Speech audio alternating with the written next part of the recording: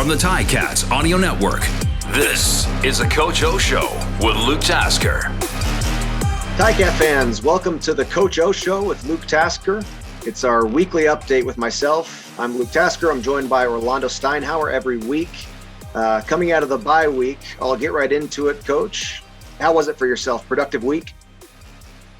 Yeah, it's you never really turn it off, but the fact that you can actually wake up on your body's own clock is not ever a hateful thing in this profession. But you're always kind of chomping at the bit to get back out there. But you definitely learn to take advantage of these bye weeks. It was a quick one, so it was a quick turnaround, but managed to cut the grass and take the trash out. Do some things that normally bypass you during a regular week. Yeah, that's great. Okay, so you took some time off. You got a little rest in. Oh yeah, absolutely. A lot more than you would get on a regular week. Yeah, that's great. They're valuable, those breaks in there. When I first started playing, there was one bye week in an 18-game season, which is that's a hard. Those are a couple hard long stretches. Those nine game stretches and.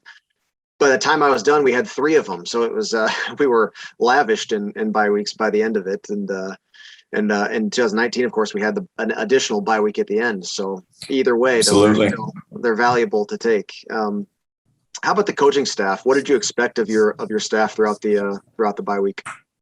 Yeah, very, very low expectations. We may shoot at each other a couple of texts, but that's it. There's no quote unquote homework or anything to do. They're professionals. I'm not really a micromanager type guy. Like they're hired to do a job, and they do it very professionally. So I have all the confidence in them. So no expectations except for to reintroduce themselves to their family and their neighbors because they probably don't think that they live there. But I just want them to really enjoy the time with their family. I think that's important. It's good for the soul for sure. What about the players? Was there any expectations throughout the week? Yeah, just take care of your body. And same thing. If you're going away, go see your family and whatnot. And if you're sticking around, just enjoy it. Do some things that you enjoy doing. And, that's what it's about. I don't, to each their own, but when it's time to come back to work, let's be dialed, ready to roll. So, we felt that here today on day one for sure. I always find there are two views of the bye week. You get folks, and in my opinion, it's the folks that are furthest away from impacting a team that are always sort of have that question. Well, why don't you just practice more? Why don't you just get in there and watch the film and take advantage of the extra days? And then, of course, there's the mindset of relaxation, getting your mind away from it. You, of course, subscribe to the latter, as do I as a player. But is it a tough decision as a head coach? I know as a player, I know what I want to do. From the other side of the on the sidelines, is it a tougher decision? Maybe I'm too close to, or I don't really know the right way to phrase it, but having played for 12 years, you kind of have a different approach, not better or worse, just a different approach to it. And I do know how valuable it is. And I do know that it is rough on families and to remember that the coaches, the video, the therapy, everybody in the organization, they're all people first, and they just happen to have titles. And, that sometimes the family goes unnoticed and you kind of chalk it up to, well, they kind of know what they sign up for when you're a professional. And, I kind of have subscribed the other way and say that if there's an opportunity for you to be there for a couple more games or a recital or anything that's happening, or just be present. I'm a firm believer in that. Yeah.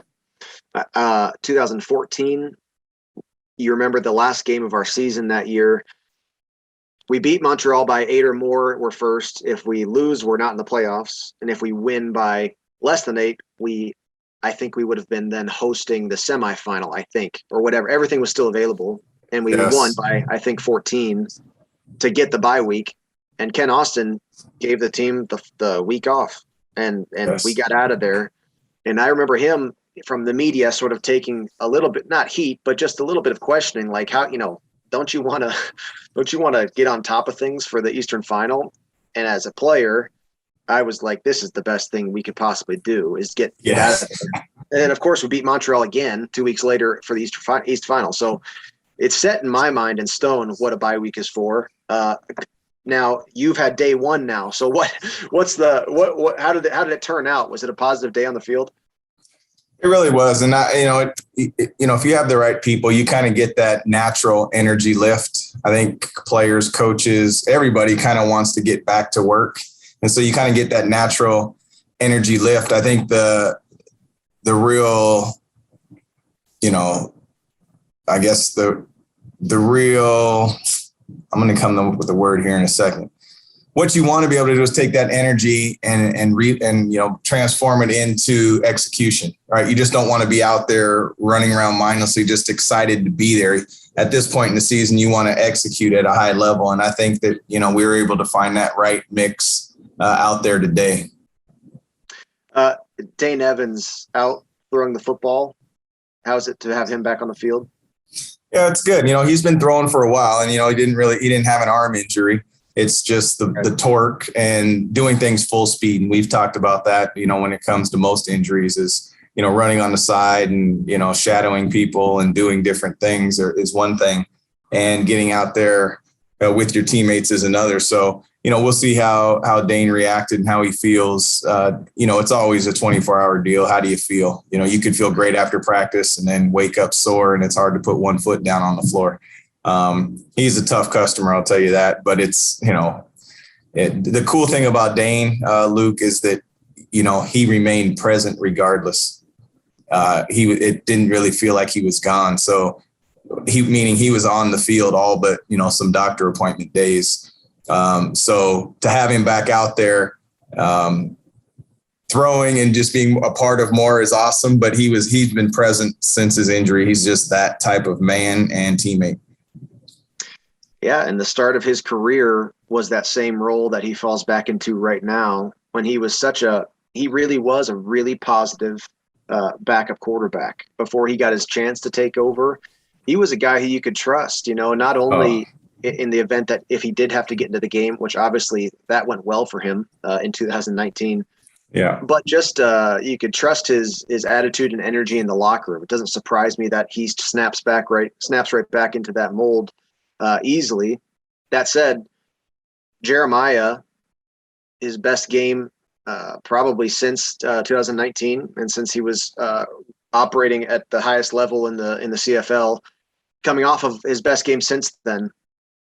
What's your take on where he is right now in his career and for this team this year?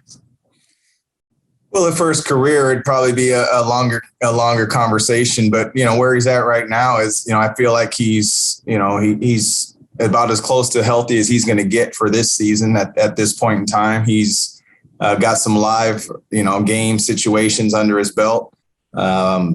So we're obviously confident in both quarterbacks. That's why we re-signed both of them, and credit to them for wanting to be a part of it.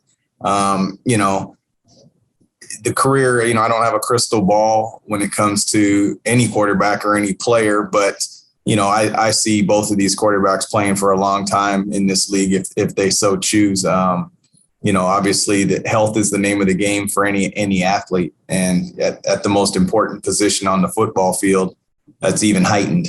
And there's so much predicated on that, though, as it's, be it protection, be it receivers in the right spot, be it understanding the defense. There's just so much that goes into it. So very comfortable with his mindset and where he's at right now. And, we just look forward to see. And, that's why you play the games, though, right? The practice is one thing and you play the games. So the cool thing is that both quarterbacks have performed at a high level in big football games. And, we're just taking it one day at a time with both of them. Getting ready for this weekend, the Redblacks, the second matchup this year. Obviously, they've had their struggles. They are in a tough position for their own destiny in 2021, at least. They have made some changes and progressed in some ways. But what do you expect from them this weekend? To play like, they're like a playoff game. And what you see on tape is they play hard. It hasn't shown up on the scoreboard, but again, like every week, Luke, we always are going to respect our teammates and see what they do, and you put together a game plan. But 85% of the time is going to be focused on ourselves and our execution. But they've got arguably the best returner in the game who really ignites their football team. Their special teams plays hard. I feel like they play hard in all three phases, to be honest with you. And that there's a fine line in each game that could determine an outcome. But obviously we've got to continue to make steps and progress. And I feel like we took some steps over the last couple of weeks. We've got to finish better. That's not a secret there, but I'm comfortable where we're at right now because it's where we're at. There's not anything you can do about the past. All you can do is move forward. And so I'm really looking forward to watching this practice tape from day one, to be honest with you, because that's what's in our control.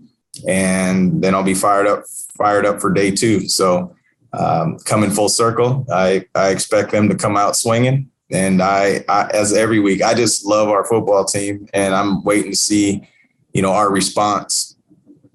Yeah, it is effectively a playoff game for them, right? Edmonton in the East has the West has even a tougher ladder to climb. But you got to expect Ottawa to be really no holds bar. Everything is a go because they are gripping on with the last of their fingernails if they want a chance at this year. They have to come through Tim Hortons Field though, and yes. I always loved the phrase "keep a losing team losing." What is it that the Ticats have to do this weekend to keep this losing team losing? Nothing different than any other week. And that is we've got to, protect the quarterback, and we got to get after the quarterback, and we got to protect the football and take it away. It's there, there's other little variables that go in there if you want to get into fine fixtures and details about, not limiting explosions. But at the end of the day, that's going to give us the best opportunity each week to win consistently. And that will be the focus. And so if you ask me that any other week, you'd probably get the same answer unless something went terribly right or terribly wrong, that we have to address it on the head. Like we don't brush anything under the rug. We're going to address the elephants in the room, but we're not going to dwell on it, but we're definitely not going to ignore it. So I'm excited because your real test each week is the game. Right. You can see great steps, but our job is to just prepare. And then we got to go out there and perform. Yeah. I mean, there's been 3 times where the Ticats have lost by 3 or less. It's incredible how differently things would look if it weren't for 5 points. And, right. I guess after a bye week, you choose to get all the rest, no day zero. Did you go back to the game film and watch that today with the team? Or speaking of the last week's Toronto film, I mean? Yeah, we did when we brought him in for rundown, and that was quote unquote our day zero. We did not go on the field, but we did do rundown and lift, and we revisited some things because there's some things that needed to be addressed. And I think, I prefer doing it that way versus right after the game. Some people would say, well, why don't you bring them in and put it to bed? But, sometimes you got to let it just sit for a minute and marinate. And, at the end of the day, there wasn't a lot that needed to be said. Like you could feel it in the locker room. And that's just a sign that you have the right people, in my opinion.